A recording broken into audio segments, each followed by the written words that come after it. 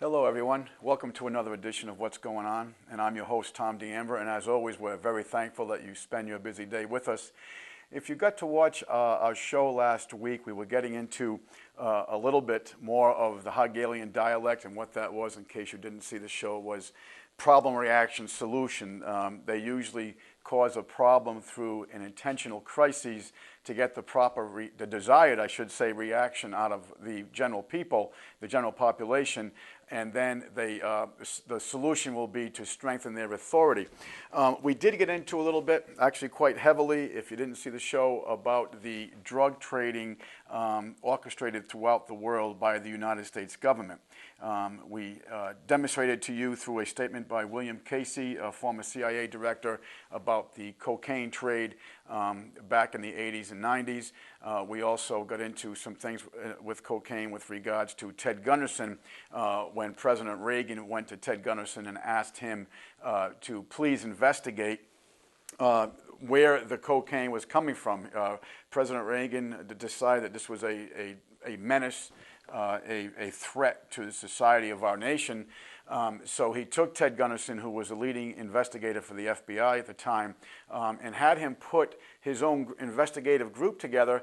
And then what he did was he said, okay, Ted, you are going to answer to myself and Al Haig only. We're going to get rid of all the bureaucracy. So about 5 to 6 months later, Ted Gunderson walked into the White House, and Mr. Reagan asked Ted Gunderson, okay, Ted, what did you discover?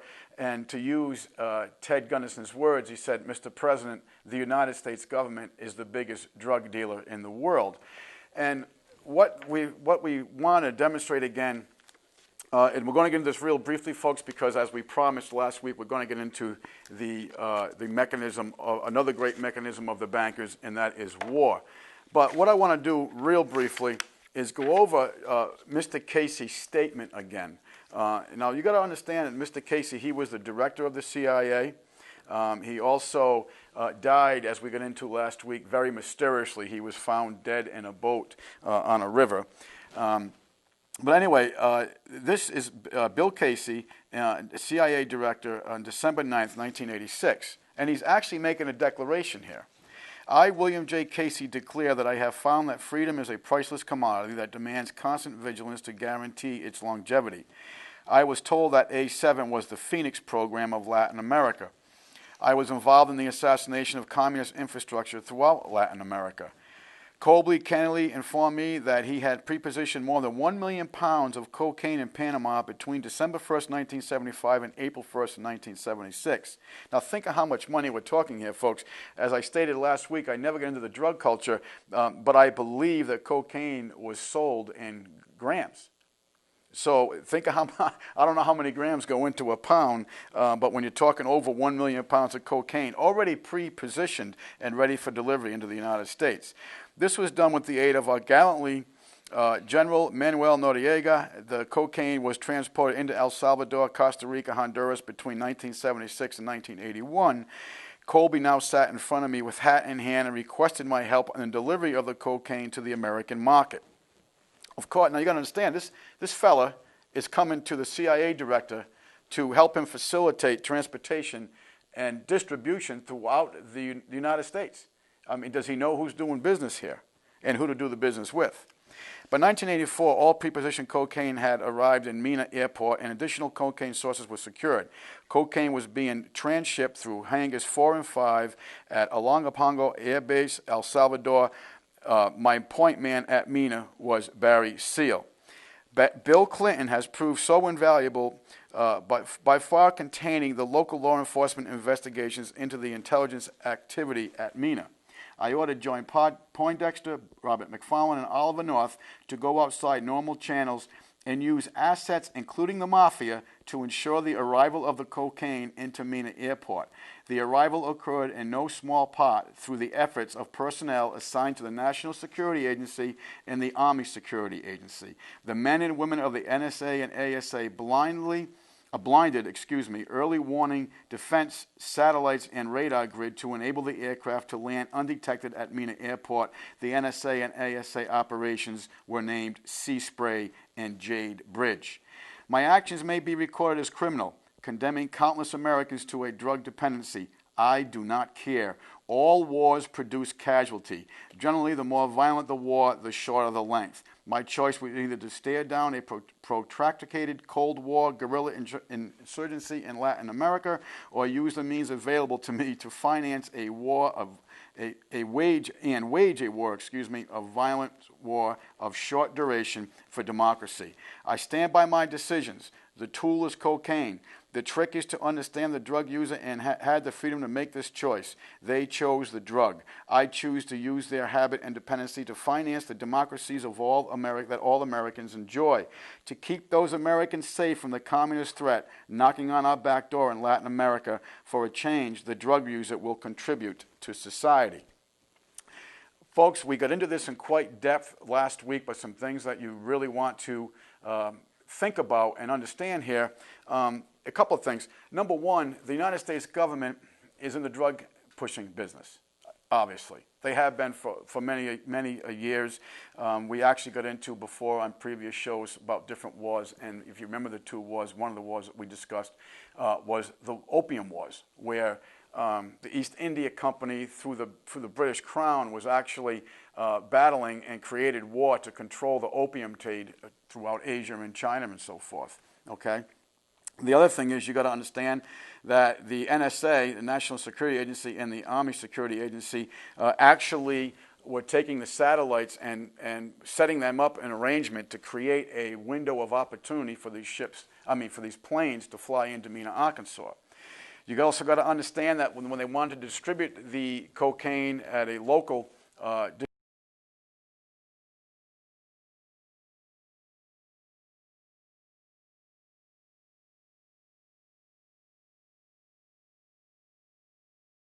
distribution point, who they call on, the mafia. So they already had a working relationship with the mafia.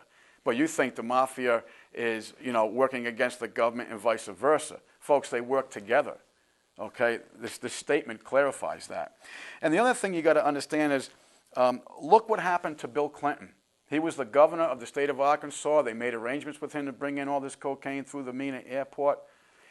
Bill Clinton, through his powers and authority as the governor of that state, kept all the local law enforcement and state law enforcement away from the area for purposes of a safe and operation throughout the state and for a long period of time. We're talking over 5 years here, okay? And what'd they do to Bill Clinton? What'd they do to Bill Clinton, folks? They made him president of the United States.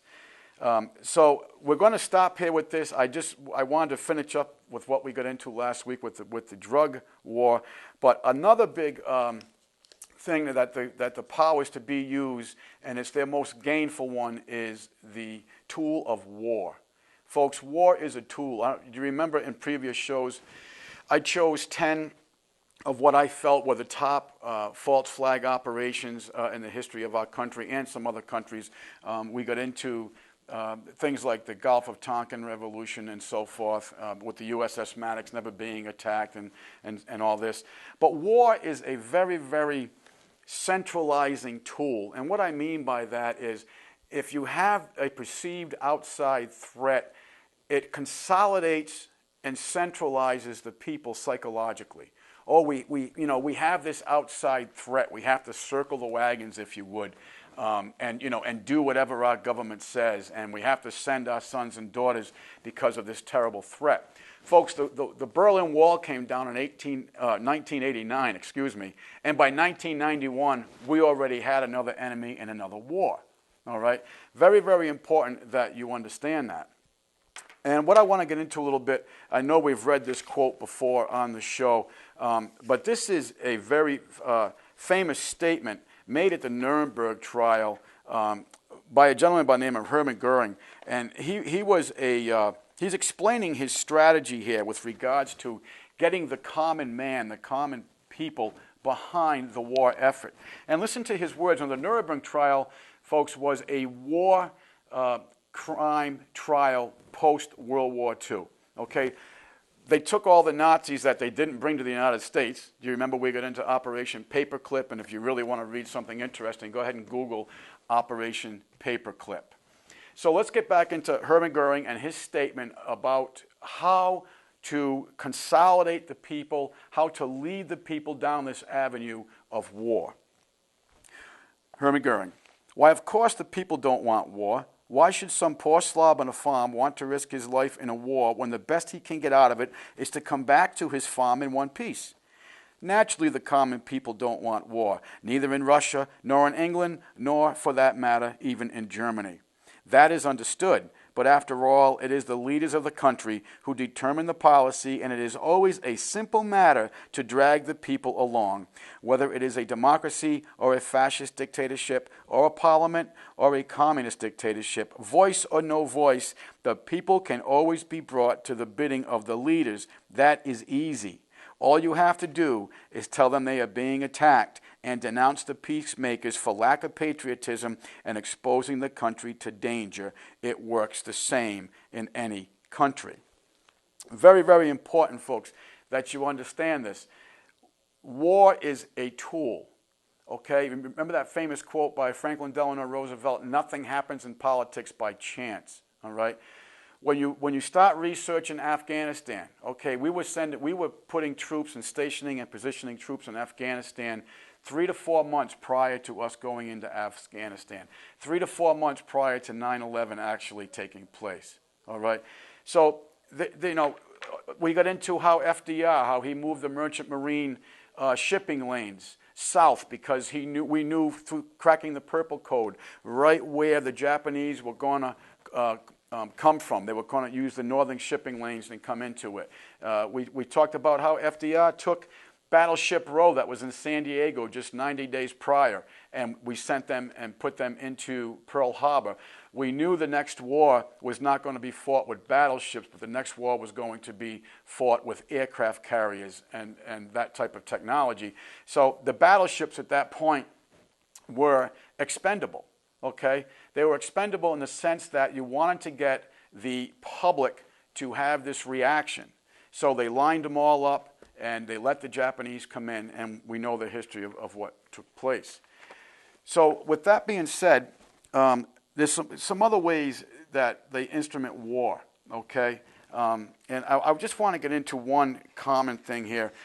We talk about the Murrah Building, and I was doing some research here, and the Murrah Building happened quite a while ago, literally about 15 years ago. And I was doing the research. It really brought back to my mind some things of the time that took place. So I just want to get into, this is a United States Air Force report. This is a ballistic study, if you would. This is the United States Air Force on the Murrah Building in Oklahoma City that was detonated on April 19th, 1995. Okay. And later on, when this report went to the FBI, and big quotations here, the FBI admits that it lost 3,000 pages of evidence and testimony. How's that for an investigative unit, huh? They lost 3,000 pages of evidence and testimony. And that's not the only thing they lost at the Murrah Building, folks. They also lost 24 cameras that happened to be on the Murrah Building at the time of the event. This is some consolidating efforts here when you think about when you have the 9/11 with the Pentagon, you know, all the highway films that would have showed the plane going across, all of the films from the Pentagon, all the films from the hotel across the street, the Citgo station across the street, they were all confiscated with 20 to 30 minutes of the event taking place by the same agency, the FBI. Okay, here's this report. It is impossible to ascribe the damage that occurred on April 19th, 1995 to a single truck bomb containing 4,000 pounds of nitrate fertilizer mixture. In fact, the maximum predicted damage to the floor panels of the Murrah Federal Building is equal to approximately 1% of the total floor area of the building. What are they saying in layman's terms here? They're saying that if you took what the government prescribes to the American people of what Timothy McVeigh used to blow up this building, and you took the maximum effect, everything going right with what he had and supposedly used, you would only get approximately 1% of the total floor area damage to the building. How did the other 99% get destroyed, folks? They're going to get into that a little bit. It must be concluded that the damage of the Murrah Building is not the result of a truck bomb itself, but rather due to other factors such as locally placed charges within the building itself. This is the United States Air Force telling you this, okay? You got to understand, folks, and let me go on a little bit more before I break this down. A security camera filmed Timothy McVeigh at a McDonald's 24 minutes before the time stamped on the Ryder truck rental agreement. According to the rental agreements, the soaking wet clothes McVeigh was found wearing did not match the clothes worn by either men who actually rented the truck. The FBI maintains that McVeigh managed to travel the mile and a quarter from McDonald's to the rental agency alone and without a car in 20 minutes, without getting drenched by the rain, and before being browbeaten by FBI agents into changing their story. 3 clerks interviewed at the rental agency agreed that suspects number 1 and 2 were dry when they rented the Ryder truck. According to news reports, McVeigh was picked up within 2 hours of the bombing driving south of Interstate 45, barefoot, no shirt. He was arrested while speeding with expired plates, no driver's license, and a loaded .45 caliber automatic on his front seat. Why didn't he just hang an arrest me sign on the truck? The Murrah massacre was immediately described by U.S. officials as revenge for Waco before McVeigh was captured and confessed to making a preemptive attack against a repressive fascist government in response to Waco. So you understand what they're saying here? They were already broadcasting McVeigh's words hours before he was even captured. Now, when you really do the research with the local police officer that actually captured McVeigh, folks, he was on the side of the road. He was quivering, crying, having a nervous breakdown, and as crazy as this may sound to you, he was crying to the police officer that there was a chip in him and he needed help. He needed to get away from them. I don't know who them are, but this is what McVeigh, according to local law enforcement statements, this is what he was saying, and this was the condition of his mind at the time of his arrest. What was a yellow rental Ryder truck matching the description of the Oklahoma bomb truck doing at the U.S. Army compound near Camp Gerber Braggs, Oklahoma, days before the Murrah building was destroyed?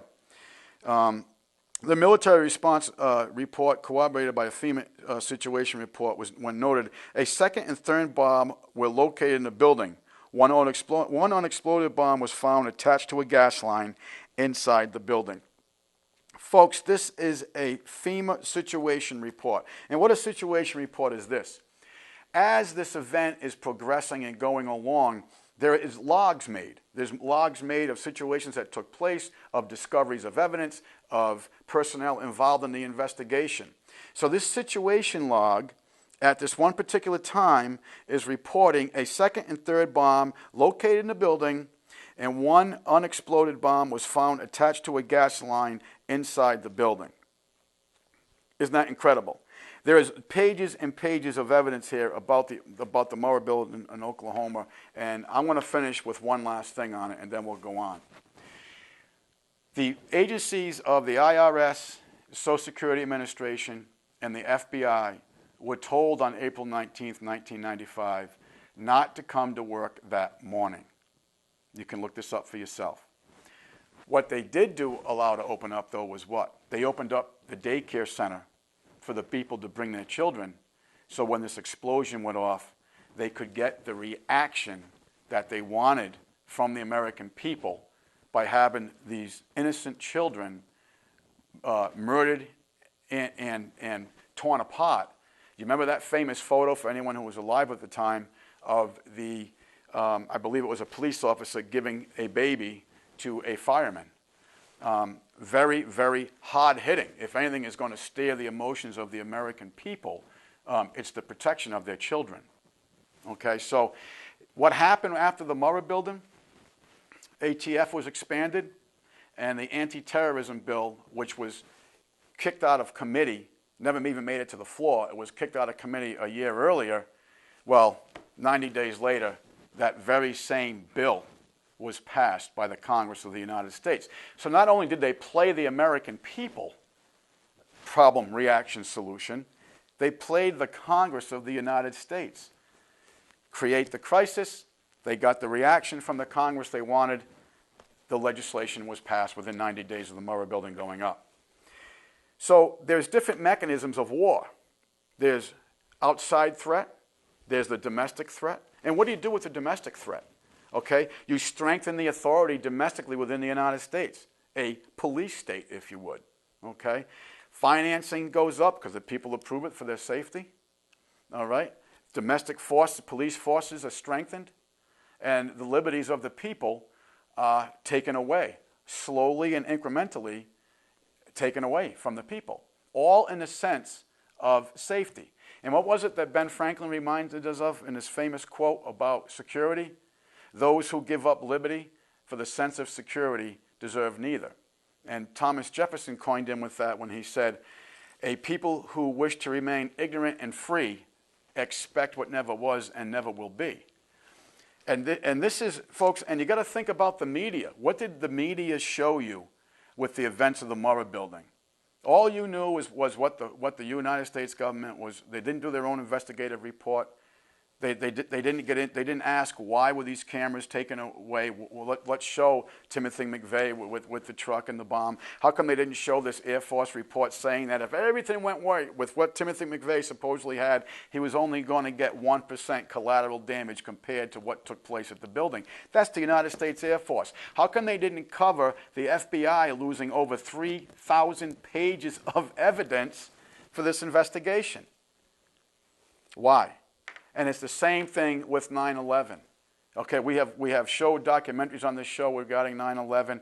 I think we have demonstrated to you that quite blankly that there are questions that need to be answered with the whole event of September 11th. So the mechanism of war. You remember our warning by President Eisenhower in his farewell address about the industrial military complex? We also had the warning by George Washington, our first president, with regards to his farewell address when he said, political entanglements with none, commerce with all. And what he was talking about was, you know, he didn't want, like we have these mutual defense and mutual defense agreements and mutual aid agreements with different countries so that if one country goes to war, we automatically jump in the middle of the war. Okay, this is what he's talking about, but he wanted commerce with all. Because you got to understand, folks, at that time, the only revenue input from the United States government, the federal government, was tariffs. And what's a tariff? If you're going to import something into this country, you had to pay a tariff to do business in this country. And because the federal government was so small, that the United States government federal government had plenty of money without extracting revenue from the American people domestically, because of our laissez-faire economy. You know, they put these nice pretty words, open trade, you know, these free trade agreements, okay? Well, when you read these free trade agreements, there's over 2,600 pages of laws and stipulations. Why do you need 2,600 pages of language, of restricting language, to facilitate free trade? They put these pretty words on it, the Freedom to Farm Act. Oh, we're going to support this bill. The Freedom to Farm Act sounds beautiful, sounds benevolent. But when you really do the research, the Freedom to Farm Act destroyed the vast majority of the family farms in this country, and all of the wealth of is now, and the food production in this country is now geared to corporate Monsantos and so forth, corporations that control the agriculture in this country, along with federal agencies, Department of Agriculture, and so forth. So again, problem, reaction, solution. So with regards to the profits of war, I want to get into, because of time's sake, we've already gone a little bit, I want to get into a book that was written by a gentleman who is one of my absolute heroes in American history, and his name was Smedley Butler. Smedley Butler was a Marine who was awarded 2 Congressional Medal of Honors. Not 1, 2 Congressional Medal of Honors. And folks, let me tell you, they do not give those things away. And most of the people that are awarded the Congressional Medal of Honor is posthumously. They were killed in the event that warranted them the award. Anyway, Smedley Butler was a true American. He spent 33 and a half years in the United States Marine Corps, fought in many, many campaigns, and he was in the front lines with it. Okay, he wasn't some, rock-a-rhyme general back at the Pentagon collecting funds and making money and making percentage on every pair of combat boots he sold or arranged, or every pair of whatever, stockings, whichever. But he wrote a book at the end of his career, and it's called War is a Racket. And I have a small condensed version of this book, and I'm going to try to almost read it verbatim to you. And I want you to listen to this man's words, okay? Because the only thing that has changed here about the mechanism of war is that now the profits are greater. That's the only thing that's changed. And let's listen to the words of General Smedley Butler, two-time Congressional Medal of Honor recipient. War is a racket. It always has been. It is possibly the oldest, easily the most profitable, surely the most vicious. It is the only one of international in scope.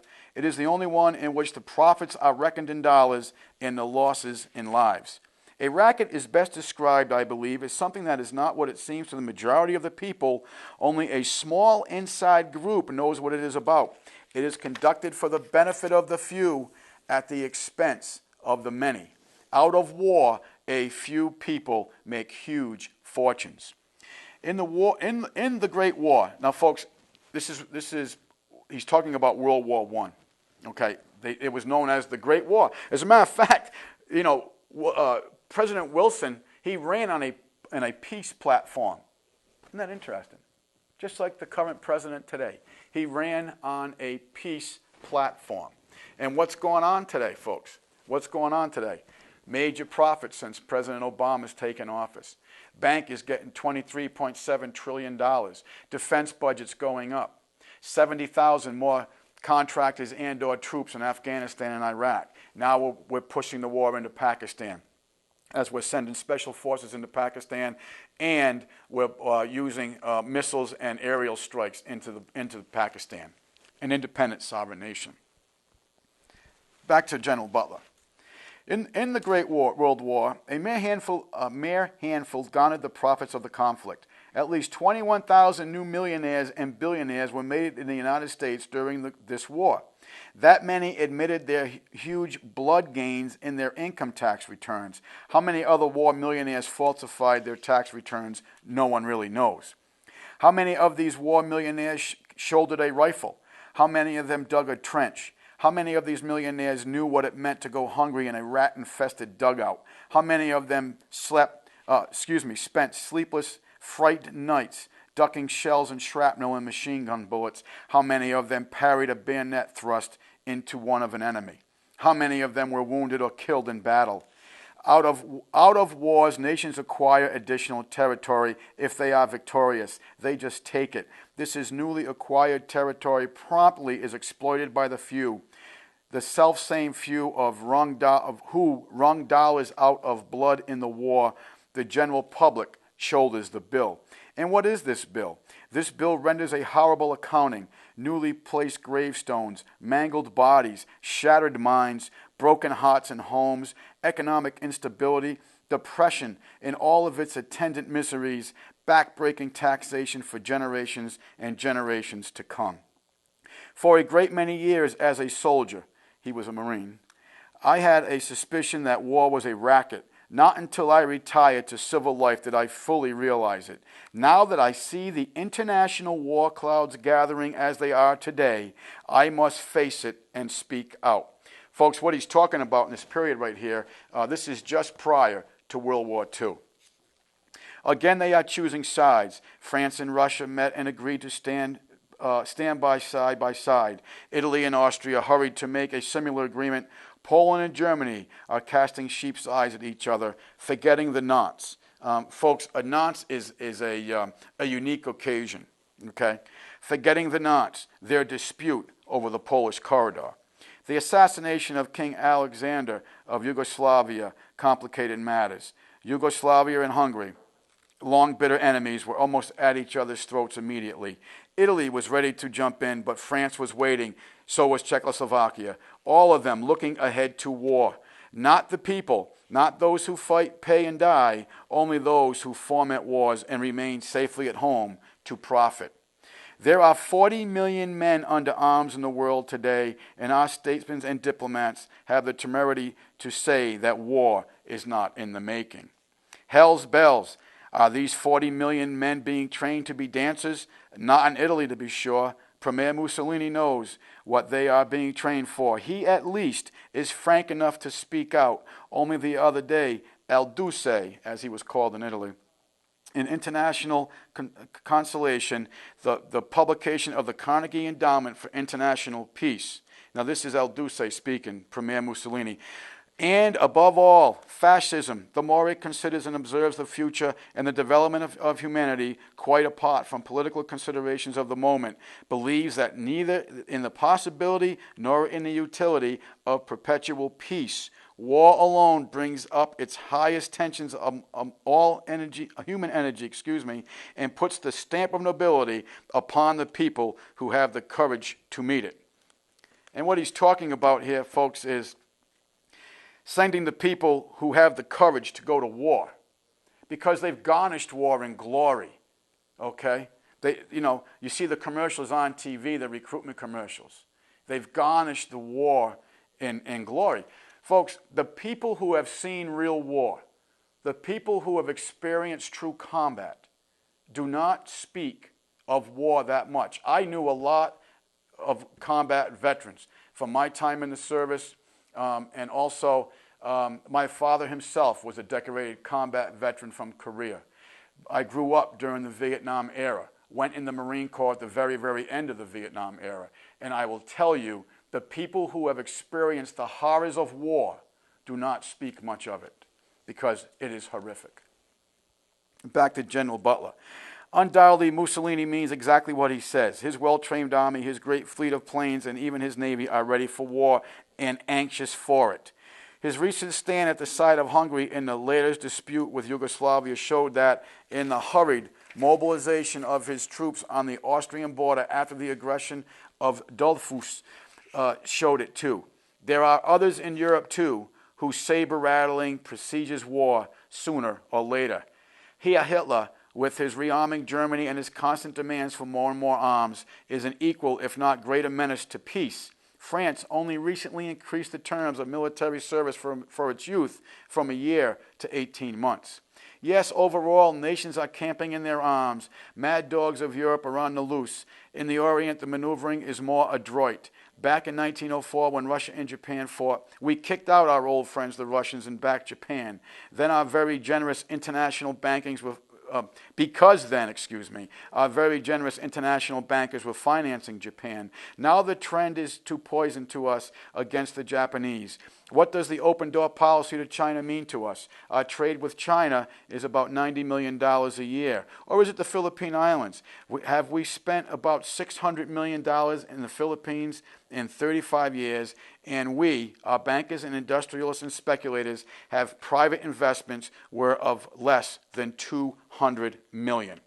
What he's asking, folks, is why have we spent $600 million in the Philippines to facilitate the Philippines, and this is all going on, yet the bankers, industrials, and speculators have their private investments there of just $200 million.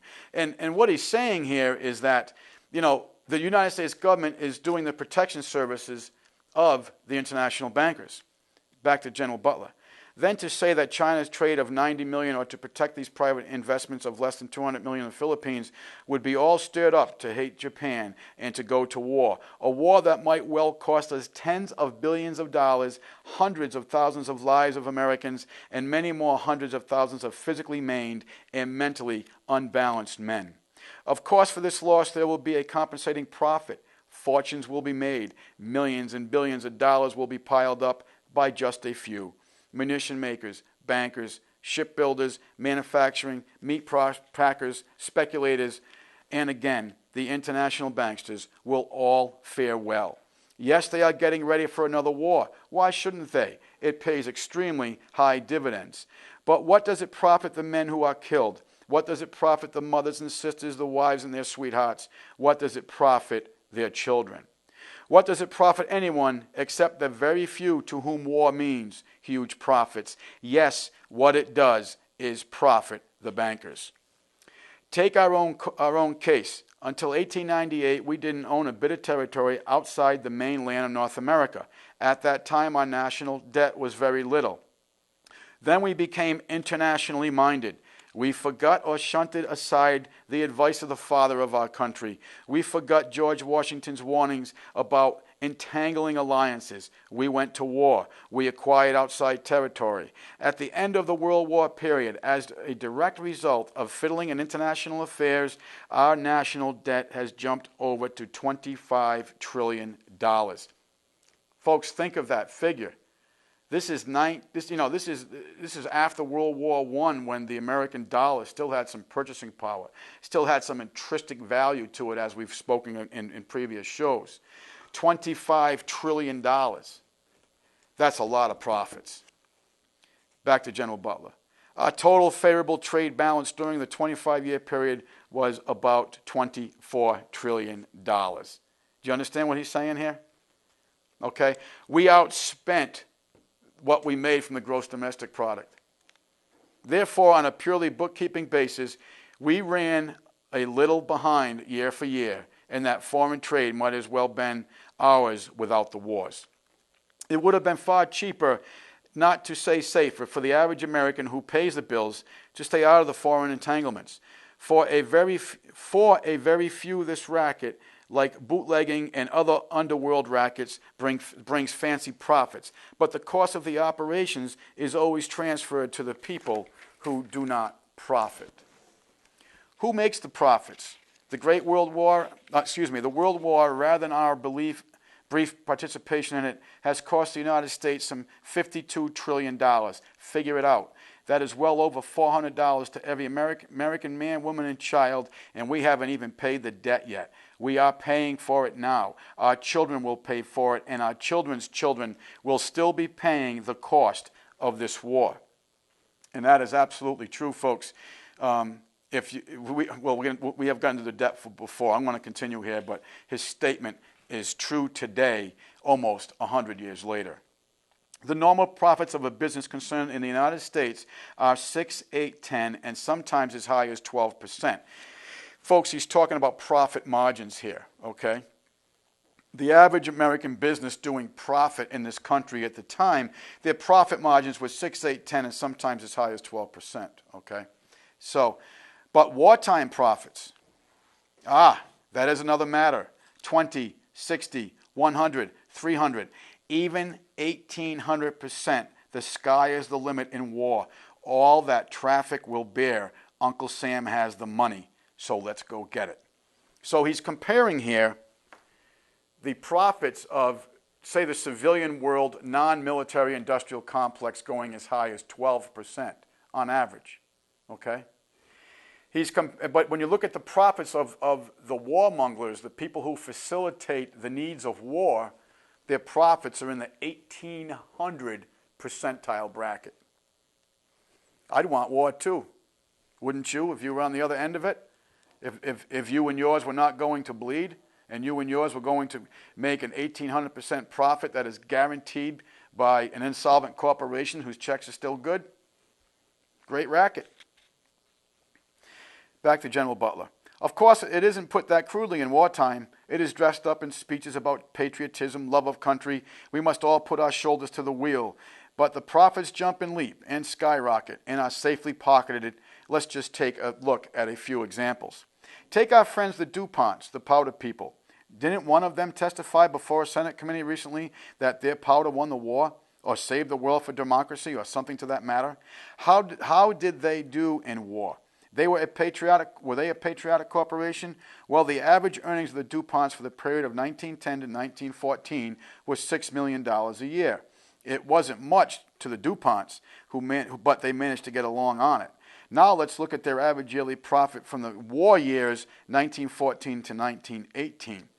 $58 million a year in profit we find, nearly 10 times that of the normal times, and the profits of the normal times were still pretty good, an increase of profits of more than 950%. Take one of our little steel companies that patriotically shunted aside the making of rails and girders and bridges to manufacture war materials. Well, their 1910 and 1914 yearly earnings averaged $6 million again. Then came the war, and like the loyal citizens they are, Bethlehem Steel promptly turned to munitions making. Did their profits jump, or did they let Uncle Sam get in for a bargain? Well, their 1914 and 1918 average was $49 billion a year. Now, folks, I want you to think of this. Their average profits before the war was $6 million a year, and during the war, it was $49 billion a year. Well, let's take the United States Steel. The normal earnings during the 5-year period prior to the war were $105 billion. Not bad. Then came along the war and their profits went up. The average yearly profit for that period was $240 billion a year. So that more than doubled. There you have some of the steel and powder earnings. But let's look at something else. A little copper, perhaps. They always do well in war times. Anaconda, for instance, average yearly earnings during the pre-war years of 1910 and 1914 were $10 million a year. During the war years, their profits leaped to $34 billion a year. Utah Copper, average of $5 million per year. During the war period, $21 million a year. Let's group these five with similar companies. The total yearly average profits of the pre-war period of 1910 and 1914 were $137 million. Then came the war. The average yearly profits for this group skyrocketed to over $408 million. An increase in profits of over 200%. Does war pay? It paid very well for them, but they aren't the only ones. There are still others. Let's take a look at leather. For the 3-year period before the war, the total profits of Central Leather Company were $3.5 million. That was approximately $1.1 million a year. Well, in 1916, General Leather returned a profit of $15 million, a small increase of 1,100%. That's all. The General Chemical Company averaged a profit for 3 years before the war of $800,000 a year. Came the war, and the profits jumped to $12 million a year, a leap in percentage of profit of over 1,400%. International Nickel Company, and you can't have a war without nickel, showed an increase in profits from a mere average of $4 million a year to $73 million a year. Not bad. An increase of more than 1,700%. American Sugar Refining Company averaged $2 million a year for the 3 years before the war, and during the war averaged $6 million. Listen to Senate document number 259 of the 65th Congress reporting on corporate earnings and government revenues.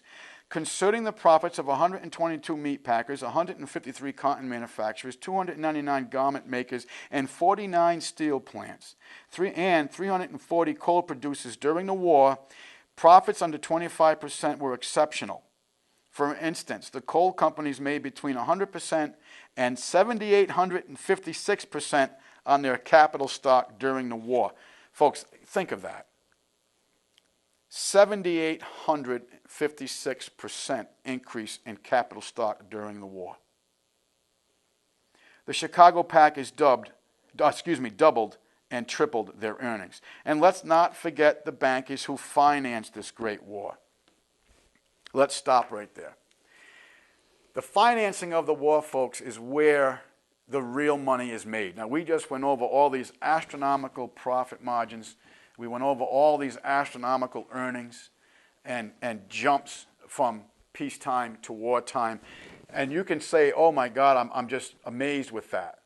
Folks, you're going to be absolutely dumbfounded by the profits of the bankers who finance all this mechanism of war, these materials, these ships, planes, boots, guns, bullets. Okay?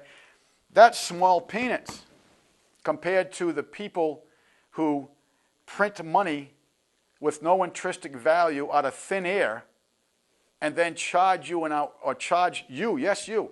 They charge the government, folks. Who do you think backs the government? Your laborers do. So I want you to think about, 7,800% profit, that's nothing to the bankers. And the reason being is because what they do, they finance this mess, okay? If the war cost $2.5 trillion, they merely make an entry on a ledger, give the United States Treasury permission to print the so-called money. Of course, as we've gotten into other shows, we do not have money.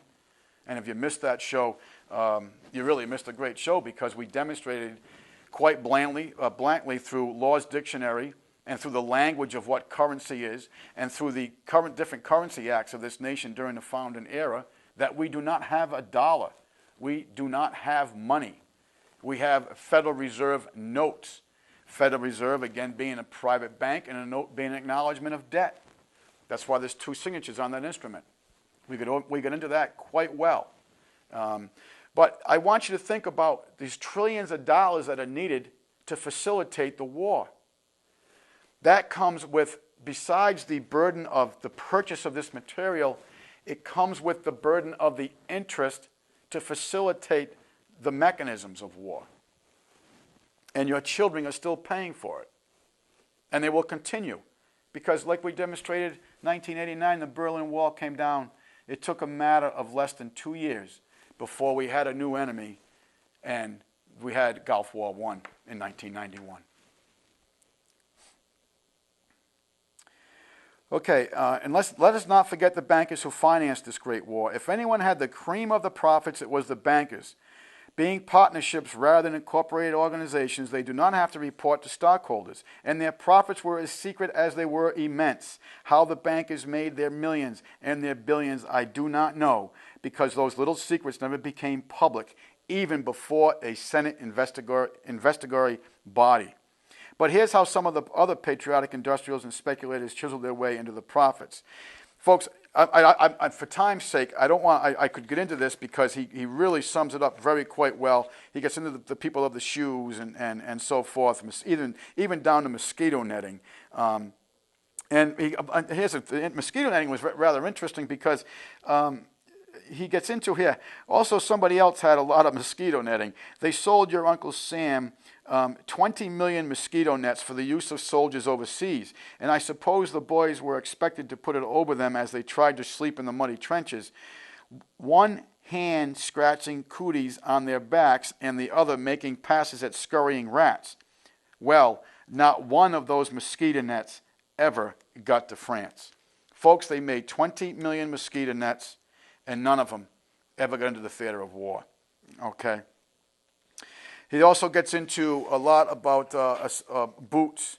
There was 26,000 pair of boots that were left over from World War I that were never issued to the American soldier. All right? Folks, it goes on and goes on and goes on here. It's been estimated by statisticians and economists and researchers that the cost, that the war cost to Uncle Sam was $52 trillion. And of this sum, 39 trillion was expended in the actual war itself. This expenditure yielded $16 trillion in profits. This is how the 21,000 billionaires and millionaires made their money. This $16 trillion in profits is not to be sneezed at. It is quite a tidy sum, and it went to a very few. So what's he saying here is that when you look at the whole cost of the war, you had $52 trillion. Folks, this is 1914 money, 1918 money. $52 trillion is an astronomical amount even today in 2009. I want you to think of $52 trillion, folks, in 1914, okay? When a candy bar that today cost $1.25 or $1.40 was a nickel. I want you to think of that purchasing power to these people of profits of $16 trillion. you can buy a lot of politicians and a lot of judges in 1914 or in 2009 for that matter with $16 trillion.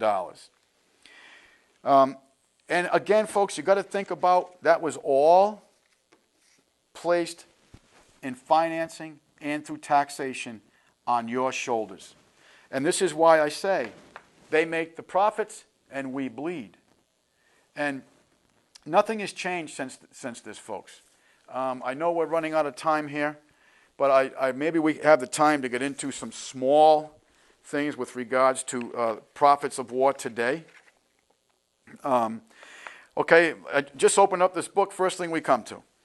A $59 billion investment made in Turkmenistan and Uzbekistan prior to us going into Afghanistan. Washington is, this is prior to us going into Afghanistan, folks. Washington is currently proposing a $3 billion pipeline from Uzbekistan to the Caspian Sea through Georgia into Turkey's Mediterranean coast, a lengthy and expensive project. U.S. companies could build a similar pipeline for the Central Asia through Afghanistan at less than half the cost. If the next Afghan government can guarantee our security, Russia fears that it is exactly what's happened is the Americans want and now have U.S. troops based in Tajikistan and Uzbekistan. That was in May of 2001. So you take into consideration the oil interest and pipeline interest and logistical interest of Afghanistan. You take into consideration the cost of this pipeline and the profits to the powers to be. You take into consideration the phony statement that Osama bin Laden, who needs dialysis once a week, carried out and facilitated a military intelligence operation with 19 untrained hijackers against the United States government and the mechanisms of defense and intelligence agencies we have. Folks, how can this man be in a cave in Afghanistan when he needs dialysis every week? Of course, we did get into how he was between July 14th and July 28th of 2001. We know that he was in the American University Hospital in Dubai in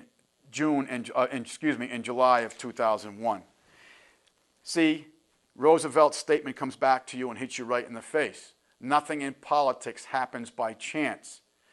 The profits, the gains by the few at the cost of the many. Now, let's get into a little bit of World War II. Profits. And I'm just going to read this verbatim. This was written by a man by the name of Webster Topley. Webster Topley, folks, is a modern-day historian. And do you remember that famous quote by Napoleon Bonaparte that we've used before? Basically that, history is agreed upon lies by the victors. Well, Webster Topley researches beyond the agreed upon lies. George W. Bush's grandfather, Prescott Bush, was the managing director of the investment bank Brown Brothers Harriman from the 1920s to the 1940s. It was Brown Brothers, in conjunction with Averell Harriman, the Rockefeller family, Standard Oil Company, the DuPonts, Morgans, and the Fords, who served as the principal funding arm in helping to finance Adolf Hitler's rise to power starting in 1923. Let's go back over them people, folks.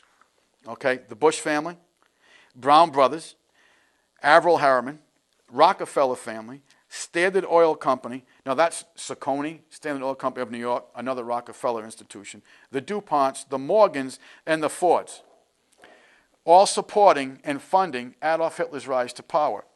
Early support from Hitler came from Prescott Bush to the Hamburg American Line, also funded by Brown Brothers, that funneled large sums of money and weapons to Hitler's stormtroopers in the 1920s.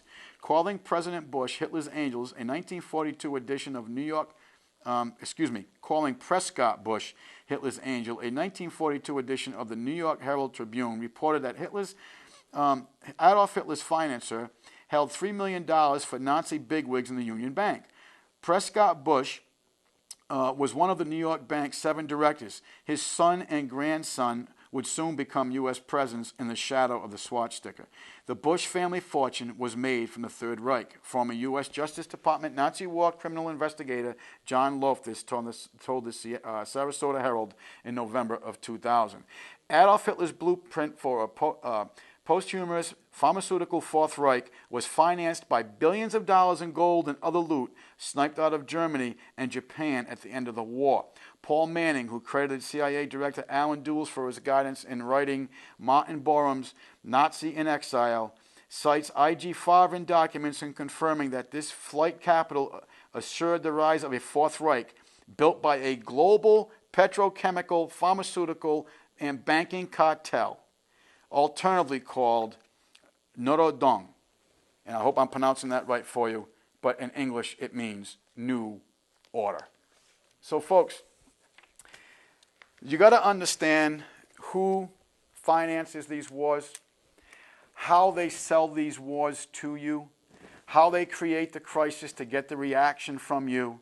So you will not only put yourself into debt, you will not only allow the government to take away your liberties and your safeties, but they will also make you desire to send your sons and daughters to bleed for the profits of the few, as General Smedley Butler said so eloquently.